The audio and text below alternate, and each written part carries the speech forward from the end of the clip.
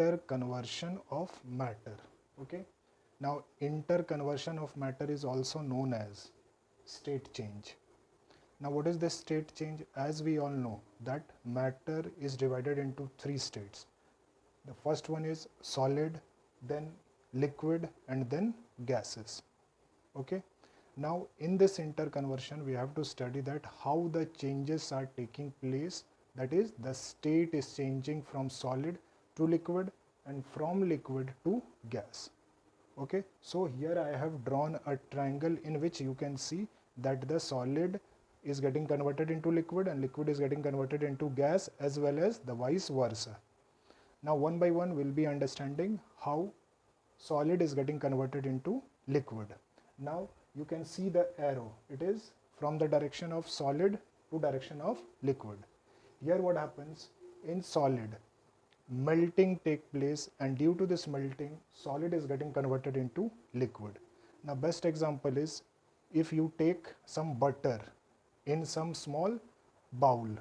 Now what do, you heat that bowl. When you are heating the bowl, what do you get? The solid butter is getting converted into the liquid state or in liquid form. And how it is happening? Because we are using a process known as melting. Now reverse of this, that is liquid is getting converted into solid. Now these things are taking place by the process known as freezing or solidification. This example also we can understand. For example, everybody is having a refrigerator in their home. Now what do? You take out the tray from the refrigerator, in that you pour some water and then once again you put inside the freezer. After 10 minutes or 20 minutes, what you will be seeing, that the liquid is getting converted into solid. And what is that process named as? It is named as freezing. Okay student, so is it clear? Now coming to the next one, that is conversion from liquid to gases. Okay, now how this thing is happening, you can see the arrow from the liquid, it is moving towards the gas. Now here what happens, liquid, in order to convert into gas, we use a process known as vaporization or boiling. This also, for example, at home you take some water during the cold days and you boil it. When you will be leaving the water for some time on the gas stove, you will be seeing that lot of fumes or the vapors are coming. Now what are those vapors? Those vapors are in gaseous state, or we call that as water steam. Okay, so the process is known as vaporization or boiling. Now reverse of this, that is gas can be converted into liquid. For this we use the process known as condensation. Now this example also it is clear to you. How? For example, in the kitchen your mother cooks food, and if you go inside the kitchen, what happens when your mother is cooking something, she will be covering it with a plate or with a lid. Now what do? Just you open the lid or the covering there, what you will be seeing? You will be seeing small droplets on the upper layer of the lid or the plate there. Now how this is happening? Because the steam, as it moves upward, the temperature gets lower, and due to that only what happens? The gases or the steam condenses to form liquid. Okay, now coming to the next step. The next step is, from gases how can we convert it into solid? Now for this we are using a process, and that process is known as deposition. Now students, you have already studied in class 7 what is the deposition process. Okay, so we are not going in the detail of that. Second thing, from solid to gas, the process name will be sublimation. Now in sublimation what happens? Straight away a solid is getting converted into gaseous state. For example, you are using a camphor or kapoor. Now what is happening to this? If you heat, you are giving more of the heat there, then what happens? The solid form of camphor is getting converted into gaseous state, and all these things we are seeing while we are doing some pujas there. Is it clear students? So all the things which I have explained to you here is regarding the interconversion or the state change. Now all these things are happening because the thing you should be understanding is how the state change is taking place. Now if for example, if we are drawing a particular cross section of solid. Now in solid we all know that what happens? the molecules are very tightly packed here. And if the molecules are very tightly packed here, there is no intermolecular space and force of attraction is here is very high. Now see here, when you provide some heat, what happens? The molecule do not have enough space in the solid. So what they do? They will be starting vibrating there. And when vibration is there, what happens? The collision increases between the molecule. And due to this collision, what happens? This is getting converted into a form or a state where the molecules are little apart from each other. And this state is, we all know, is known as liquid state. So in this way, the interconversion of the matter take place. We are going to study the next topic, that is law of conservation of mass. Now to understand this, what we have to see, we will be seeing an experiment. Okay, in this experiment, what we are using a conical flask, as you can see in the diagram. Then we are using a thread. With the thread, a small test tube is attached. In this small test tube, we are having barium chloride solution, and the percentage of that is 5%. Okay.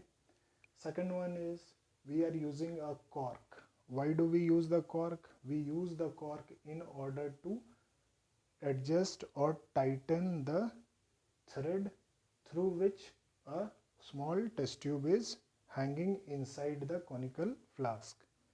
Now in this conical flask, we are using another solution, that is sodium sulfate solution, and this is also present in 5%.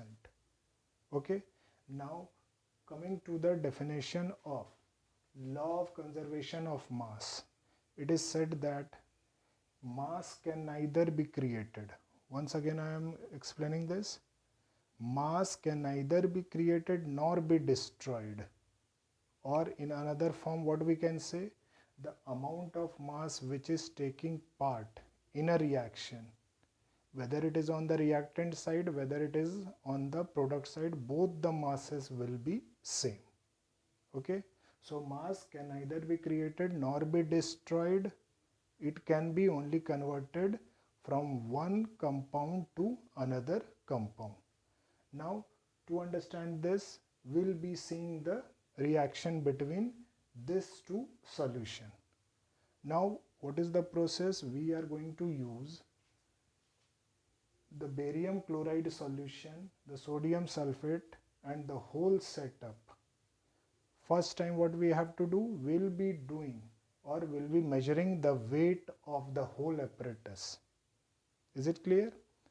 After this, when we are having some mass of this or some weight of this, so what we are going to do, that we will be just writing it. For example, the mass of this whole apparatus or the weight of this whole apparatus, let it be x gram. Okay. Now second thing, what we are going to do now, we will be just tilting the conical flask downward. And when we are tilting the conical flask downward, what happens? This barium chloride solution which is kept in the small tube, it will be mixed with the sodium sulfate solution, and then once again we will be measuring the weight of the whole setup. Now what we will be finding? The common thing is the weight which was before tilting the conical flask and the weight after the conical flask, both of them will be coming same, that is x gram only. Okay. So by this we can understand that the law of conservation of mass means the mass which is in the reactant side will be equal to the product side. Now for this, let me explain you numerically. First we are using barium chloride, then we are mixing this with sodium sulfate. Now what is the product formed here? The product formed will be a double displacement reaction, or we call it as double decomposition reaction. So what happens? The cation and the anions are there. Here also the cations and the anions are there. So what happens, the cation is attracted towards the anion. So our first product will be barium sulfate and the another product will be sodium chloride, NaCl. Now in order to balance this, 2 sodium is there, here also 2 chlorine is there, so straight away we'll be multiplying this with 2. Now see here, the reaction is barium chloride plus sodium sulfate, that gives barium sulfate plus sodium chloride. Now this is a double displacement or a double decomposition reaction. We all know the compounds which are before the arrow, that is known as reactants, and the compounds which are after the arrow, they are known as the product. Now see here, in the periodic table we all know that barium has an atomic number of 56 and mass number of 137. Now why I am talking about this mass, because the topic is we have to understand what is law of conservation of mass. In this reaction, just if the reactant mass and the product mass are same, then it will be automatically proving the law of conservation of mass. So we will be starting with the numericals. So I just said that atomic number of barium is 56 and the mass number is 137. So first thing what we'll be doing, we'll be writing all the masses on the reactant side, and then we'll be writing all the masses on the product side, and then we'll add and see whether both the values are same or not. So 137 plus, we all know chlorine is having an atomic mass of 35, it is 137 plus 71. Now for sodium sulfate, we all know atomic mass of sodium is 23, so 23 into 2, it becomes 46. We all know sulfur having atomic mass of 32 plus oxygen is present there and the total number of atoms are 4. So 1 atom mass is 16, so 4 atom it becomes 64. Okay, now just I am putting a straight line here so that the reactant mass will be on one side and the product mass will be on the other side. Here also we will be writing barium 137 plus sulfur 32 plus oxygen, 4 atoms are there, so this becomes 64, and here it becomes 2 into, now sodium 23 and plus chlorine is 35.5. Okay, now we'll be seeing the sum of the reactant side mass. So this becomes 208 and plus, here it becomes 6, 4, 10, 2, 12, carry 1, 6, 3, 9, plus 1, 10, 10 plus 4, 14.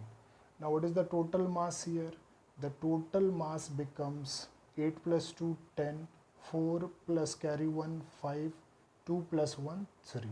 So this becomes 350 gram, and coming to this side, this becomes 7, 2, 9, 9 plus 4, 13, carry 1, 6, 3, 9, 9, 3, 12, carry 1, 13, again carry 1, 1 plus 1, this becomes 233.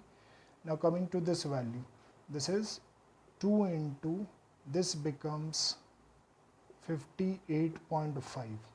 Now 233 plus, this becomes 0 decimal 8 to the 16, carry 1 17, carry 1 5 to the 10 1 11. Now when you add this, this becomes 0 3 plus 1 4 plus 1 5 2 plus 1 3. So on the product side also, what do you see? Both the masses are same. So by this method we can prove that law of conservation of mass is satisfied in the equation. The numerical value we have understood. Now coming to the definition, the total mass of the substance taking part in a chemical reaction remains the same throughout the reaction. That means the law of conservation of mass, both theoretically as well as numerically, we have understood here. The second main point is conserving mass energy. Okay, now this is a new term which is added in the chapter matter. Now what is this conserving mass energy? Now in the universe, we all know that a very huge medium or the atmosphere is present. Now in atmosphere, we don't know whether the mass or the change, the rate of change is taking place or satisfying the law of conservation of mass. So in order to solve that problem or to resolve it, there was a scientist known as Albert Einstein who said that matter can be converted into energy. Now here energy is related to heat and light. Now this whole thing is getting converted into energy by a formula E is equal to mc square, which is made by Albert Einstein. Hope student, this whole chapter is very much clear to you. If any queries or any problem is there in the understanding of this chapter, please do comment.